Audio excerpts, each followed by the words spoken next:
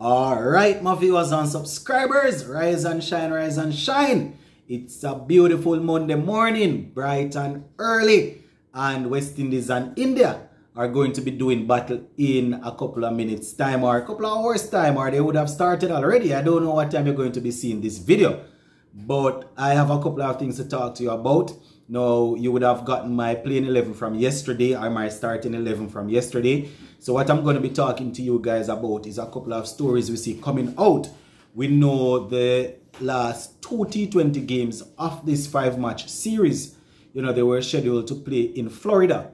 But it's a strong possibility that those games might end up playing in the West Indies, as a couple of players, they weren't able to procure, or they haven't gotten their US visas as yet. So, it's a possibility that the games will be played there in the Caribbean. So we're going to talk a little bit about that. Plus, I was looking over on Sportskid and I see where they were talking about a matchup. Well, the matchups, 3 big matchups to look out for in today's game. As I said, I'm trying to get this video out before the game, right? So they spoke about a couple of matchup, players that are expected to tee off against each other and players that are expected to stand out. So I'm going to share that with you, and you will let me know if you agree with those matchups that they were giving. So remember, peeps, hit subscribe if you have not yet subscribed. We're still growing, we're still moving slowly but surely. So hit that subscribe button. Make sure you turn on that post notification bell. All right, so I am on the Cricket West Indies website here, and they are saying West Indies versus India, right? Cricket, West Indies and India, they are preparing to go to Plan B, as players of both teams are yet to receive US visas, according to reports. You understand? So it's not like it's just from one side. So apparently a couple of players from, well, I don't know if it's 1 or 2 from each team, right? They yet to receive their US visas. So they're looking at Plan B just in case. So they say the last 2 T20 international games were scheduled to play in the United States of America. But West Indies and India, they are currently locking horns with each other, to see how they can get this thing resolved, right? As we know, the 2 games here, the first game was played in Trinidad, and I think they're gonna have a couple of games in St. Kitts, and then they're going to finish off. It was scheduled to finish off in the US, right? So the article went on and it says clouds are now hovering over the final 2 games, as members of both sides have not received their US visas so far. And Cricket West Indies, they are willing to put Plan B in motion or in place, according to reports.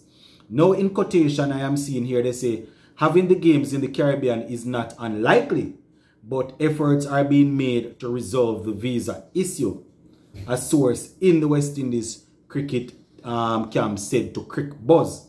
So the source wasn't named, but apparently it is somebody that is in and around the West Indies camp, confirmed that they might need to go ahead and put plans in place to make the games go ahead in the Caribbean. That would be good and bad, in the sense that Caribbean people would get a chance to see a couple more games, as well as when you look at it on the flip side, they are looking to grow the game over here or over in the United States. But when you look at it,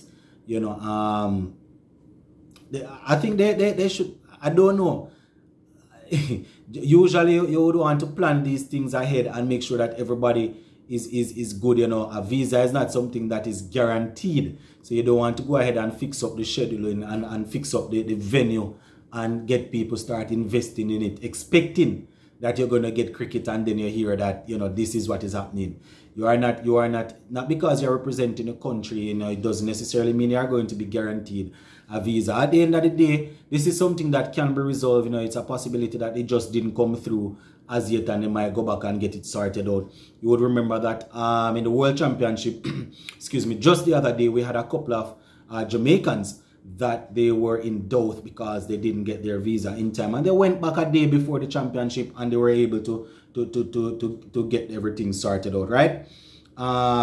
So this is what they are saying. There are options being explored while we continue to pursue the possibility of receiving the outstanding visa, says Ricky Skerritt, the president of the West Indies West Indies cricket things in. So that is what they are saying, my peeps. A couple of players, and we can't just throw the blame on one side, because apparently you know, it's I don't know if it's one or two player from each team, but it's the same thing. It's the same thing, right? India and West Indies, they have players without their visas, so they're going to need to get that sorted out. But as I said, Caribbean people probably can rejoice. I don't know where they would play the games if they would just go ahead and do the rest in St. Kitts or where. But at the end of the day, the games still need to be played anywhere you take it, my viewers and subscribers. So we're hoping for the best, but at the end of the day, you have to expect the worst, you know.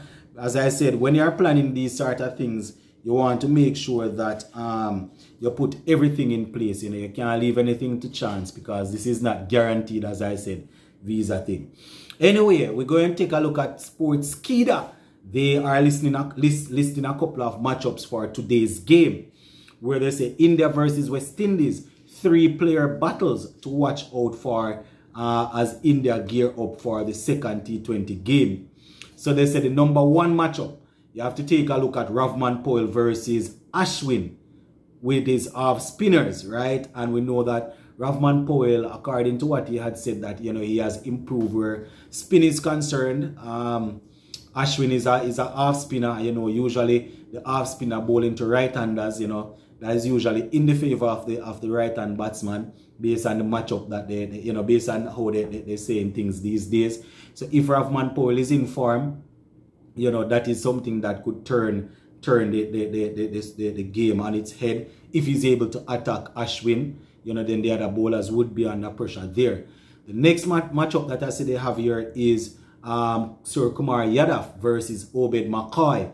As we know, Yadav is a very dangerous player, and Obed McCoy is our bowler, our left arm pacer that is expected to keep them quiet.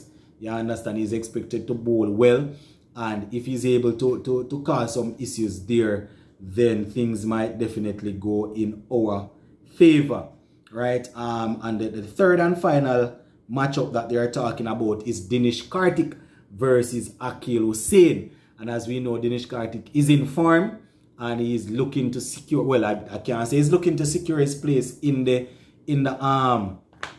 squad to go to the World Cup, because the man should already be in that squad. You understand? So they say it's the matchup between him and Akil Hussain could also decide that game there.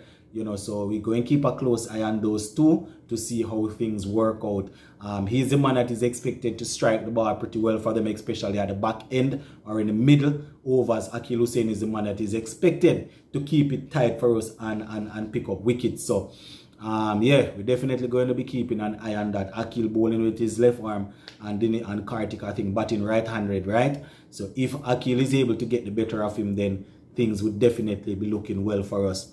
Also, a couple of other guys that you can look at, you know, Nicholas Pooran, Shimran Hitmaya. If these guys get off, then things definitely can look good. Rohit Sharma, Alzari Joseph, that's another matchup that you can look at if you want.